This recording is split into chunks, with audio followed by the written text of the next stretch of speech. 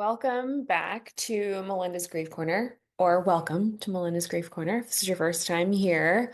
Um, we are talking today about the physical aspects of grief, which were super unexpected to me at the very beginning of my grief journey. I kind of expected, I don't know, expect. I feel like you walk into grief like you're walking in the dark. You have no idea what is happening at any given time. So expect in air quotes.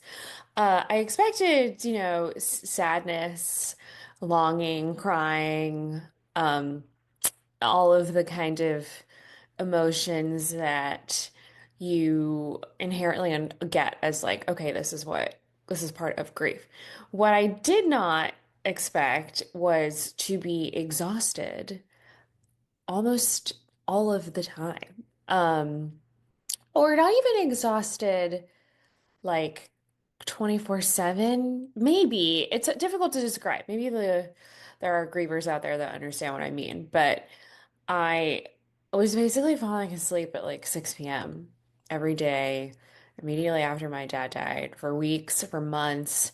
Um, and it was something that I couldn't ignore because it was happening frequently. It was also just like affecting my daily life because I was just tired. Um, and yeah, it was just wasn't something that I really thought to expect, prepared for, if that even means anything. I don't know if you can like prepare for any parts of grief.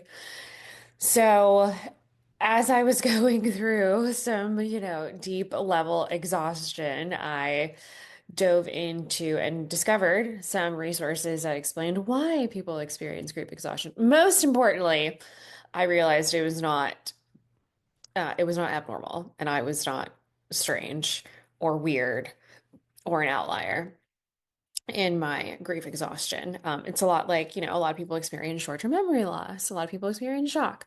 But I think when you're grieving, you are doing so in your own experience is your own, right? It's very unique because your relationship to your person or to whoever you lost is your own. And so you're isolated on this journey because your grief is unique to you and to your love for whoever you lost.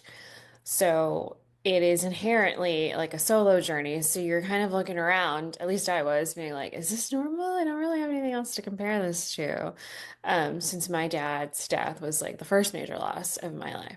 So this newsletter is all about that, all about what it felt like to experience grief exhaustion on top of just grief as a whole. And an article that I found along the way that was really helpful to help me feel normal and not weird and like I'm not, air quote again, doing grief incorrectly. Spoiler alert, there's no way to do grief incorrectly. And yeah, just help me kind of ground into this is why it happens. And also just kind of let me give myself permission to just be tired and to take lots of naps and to go to bed at 6 o'clock and to take days off when I felt too exhausted. So hopefully you will also find this article from what'syourgrief.com super helpful. If it at least helps you feel less alone, then that's a win in my book. So I will see you again in 2 weeks.